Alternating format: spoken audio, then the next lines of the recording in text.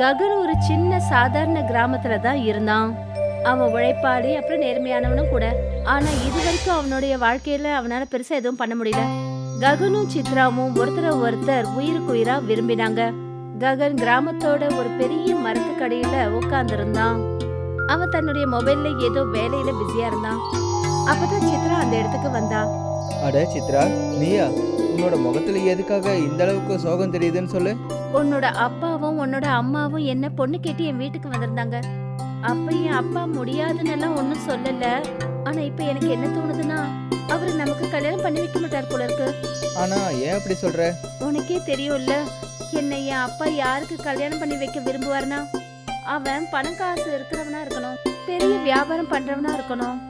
என் அப்பா உன்னோட சம்மதத்தை வேண்டான்னு சொல்லிட்டு வேற எங்கேயாவது நிச்சயம் பண்றதுக்கு முன்னாடி நீ வாழ்க்கையில சீக்கிரம் ஏதாவது ஒண்ணு ஆகி காட்டணும். இப்படி சொல்லிட்டு சித்ரா அங்க இருந்து போயிட்டா. ககன் ஆழ்ந்து யோசிக்க ஆரம்பிச்சான். கொஞ்ச நாள் இப்படியே கடந்துச்சு. ககன் எதையாவது சாதிக்கணும்ன்றதுக்காக அங்க இங்கன்னு அலைய ஆரம்பிச்சான்.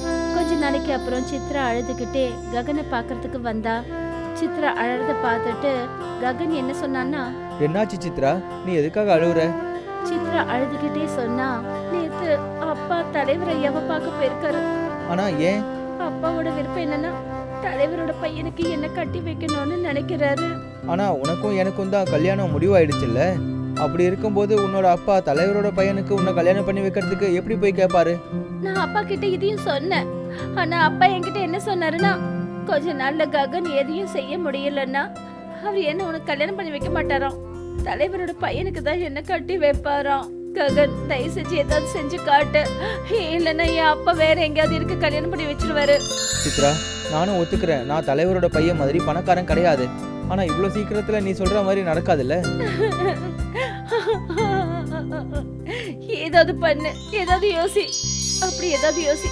நீ ரொம்ப சீக்கிரத்துல ஏதாவது ஒரு வகையில வெற்றி அடையணும். ககன் ஆழ்ந்த யோசனைக்கு போயிட்டான். திடீர்னு அவன் கண்ணுல ஒரு ஒளி தெரிஞ்சது. ஐடியா? என்ன ஐடியா? நான் பார்த்துருக்கேன், நகரத்துல இருக்கிற மக்கள் பானிபூரியை ரொம்பவே வித்தியாசமா செய்யறாங்க. ஒருவேளை நானும் நகரத்துல செய்யற மாதிரி பானிபூரியை செஞ்சு இந்த கிராமத்துல வித்தேன்னா குறைஞ்ச சமயத்திலேயே நான் நிறைய பணத்தை சம்பாதிக்க முடியும்.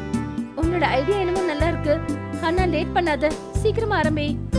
இப்படி சொல்லிட்டு சித்ரா அங்க இருந்து போயிட்டா. கொஞ்ச நாள்ல ககன் பானிபூரி கடைய போட்டு வியாபாரம் பண்றதுக்கு ஆரம்பிச்சான். ஆனா அங்க வர வாடிக்கையாளர்கள் பானிபூரியை சாப்பிட்டுட்டு எதுவுமே பேசாம போயிடுறாங்க. ககனுக்கு ரொம்ப கவலையாயிடுச்சு.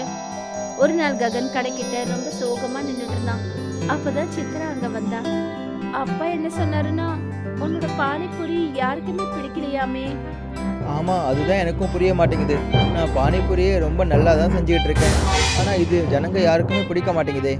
அப்ப அந்த தண்ணிய மாத்து, மசாலாவை மாத்து, அப்புறம் முயற்சி பண்ணு. சித்ரா சொன்ன யோசனையோட ககன் அந்த தண்ணிய மாத்தினான், மசாலாவை மாத்தினான். ஆனா பானிபூரி அப்பவும் வியாபாரம் ஆகல. கடைசியில அவனுடைய பானிபூரிய சித்ராவுக்கு கொடுத்தான். ககன், உன்னோட பானிபூரியில டேஸ்டே கிடையாது. எனக்கு தெரிஞ்சு இந்த வேலையில உனக்கு சக்சஸ் கிடைக்காது. நீ வேற ஏதாவது வியாபாரம் ஆரம்பிக்கணும். இதை கேட்டதும் ககனுக்கு கோவம் வந்துடுச்சு. இல்ல, நான் இந்த வியாபாரத்தை வச்சு கண்டிப்பா முன்னேறி காட்டுவேன். நான் பானிபூரி வியாபாரத்தை விடவே மாட்டேன். நான் இதுல முன்னேறி காட்டுவேன். அன்னையிலிருந்து ககன் பானிபூரி செய்யறதுக்கான புது புது விதமான முயற்சியை தொடர்ந்து செஞ்சுட்டு இருந்தான். ஒரு நாள் ககன் காட்டுல உட்கார்ந்துகிட்டு ஆழ்ந்த யோசனையில மூழ்கி இருந்தான். அவனுடைய மனசுல ஒரே ஒரு கவலை தான் இருந்தது. அப்படி அவன் சீக்கிரமா எதுவும் செய்யலன்னா அப்புறம் சித்ரா அவனை விட்டு நிரந்தரமா பிரிஞ்சு போயிடுவா. அப்பதான் ஒரு சாது வந்து ககன் பக்கத்துல உட்கார்ந்தாரு. என்ன விஷயம் மகனே, நீ மிகவும் ஆழ்ந்த யோசனையில இருக்கிற மாதிரி இருக்க. ககன் அந்த சாது ஐயாவை பார்த்தான். அப்புறம் அவன் கண்ணுல இருந்து கண்ணீர் வர ஆரம்பிச்சது. நீ ஒரு ஆண்மகன். ஆண்மகனோட கண்கள்ல கண்ணீர் நல்லது கிடையாது. சொல்லு, நீ எதுக்காக அழுதுட்டு இருக்க? ககன் நடந்த விஷயங்கள் எல்லாத்தையும் சாது ஐயா கிட்ட சொன்னா. ஒருவேளை நான் கூடிய சீக்கிரம் எதுவும் பண்ணலன்னா அப்புறம் சித்ராவோட அப்பா சித்ராவுக்கு வேற எங்கேயாவது கல்யாணம் பண்ணி வச்சிருவாரு. இத கேட்டதும் அந்த சாது ஐயா ரகசியமான முறையில சிரிக்க ஆரம்பிச்சாரு.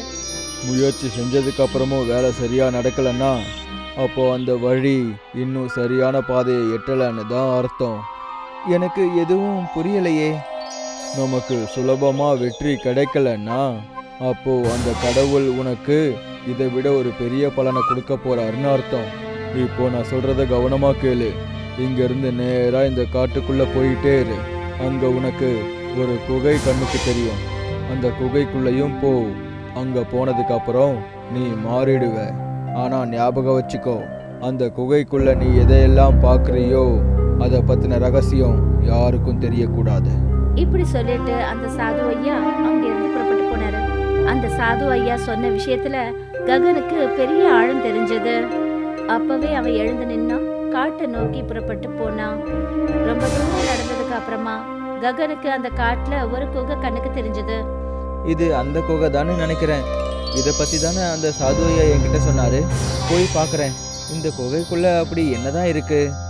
இப்படி சொல்லிட்டு ககன் அந்த குகைக்குள்ள போக ஆரம்பிச்சான். உள்ள போனதுமே திடீர்னு ஒரு பயங்கரமான வெளிச்சம் தெரிஞ்சது. அடுத்த நொடியே ககனுக்கு அந்த குகைக்குள்ள இன்னொரு கதவு தெரிஞ்சது.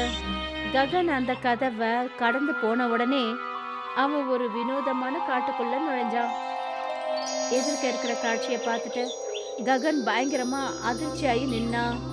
எதிர்க்க வண்ணமயமான ஒரு மகிழ்ச்சியான உலகம் இருந்தது. எதிர்க்க ரவுண்டா பானிபூரி மாதிரி வீடுகள் இருந்தது. அந்த வீட்டோட சுவர்கள் தங்க நிறத்துல அப்புறம் சிகப்பு நிறத்துல இருந்தது. ஏதோ பானிபூரியில குர்குரே அலங்கரிக்கப்பட்ட மாதிரி இருந்தது. தெருக்கள் இருக்க வேண்டிய இடத்துல மெலிசான வழி இருந்தது. அதுக்கு மத்தியில மசாலா நிறைஞ்ச தண்ணீர் குளங்கள் இருந்தது. அந்த தண்ணீர்ல இருந்து பால் பாலா வந்துட்டு இருந்தது. அங்க இருந்த மனிதர்கள் வித்தியாசமா இருந்தாங்க. கொஞ்சம் உருண்டையா, அவங்களுடைய முகங்கள் பானிபூரி மாதிரியே இருந்தது. சில பேரோட முகத்துல தனியாவோட பசுமை இருந்தது. அப்புறம் சிலர் கேட்ட புலியோட லேசான புளிப்பு இனிப்பு தெரிஞ்சது. என்ன இது, இவங்க சாதாரண மனுஷங்க மாதிரி தெரியலையே. இவங்க எல்லாரோட முகங்களும் பானிபூரி மாதிரி இருக்கு. இதெல்லாம் எப்படி நடக்கும்? ககன் ரொம்பவே ஆச்சரியத்தோட முன்னாடி நடந்து போனான். அப்புறம் கிராமத்தை மொத்தத்தையும் சுத்தி பார்க்க ஆரம்பிச்சான்.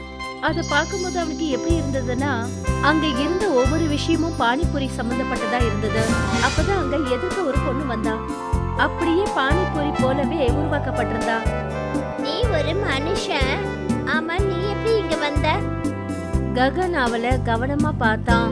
அப்புறம் அவனுடைய கதை மொத்தத்தையும் அப்புறம் வாழ்க்கையில நடந்த சம்பவங்கள் எல்லாத்தையும் அவகிட்ட சொன்னான். புரிஞ்சுக்கிட்ட. அப்படின்னா சாது ஐயா தான் அனுப்பி வச்சிருக்காரா? அப்ப நீ எனக்கு ஒரு வாக்கு கொடு. இந்த உலகத்தை பத்தி நீ யார்கிட்டயும் சொல்லக்கூடாது. என்ன இது பானிபூரி உலகம்? ககனும் சரின்னு ஒத்துக்கிட்டான்.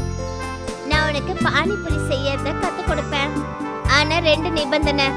முதல்ல நீ ஏழைங்களுக்கு ஃப்ரீயா பானிபூரி கொடுக்கணும். ரெண்டாவது, எங்க உலகத்தை பத்தின ரகசியத்தை யார்கிட்டயும் நீ சொல்லக்கூடாது.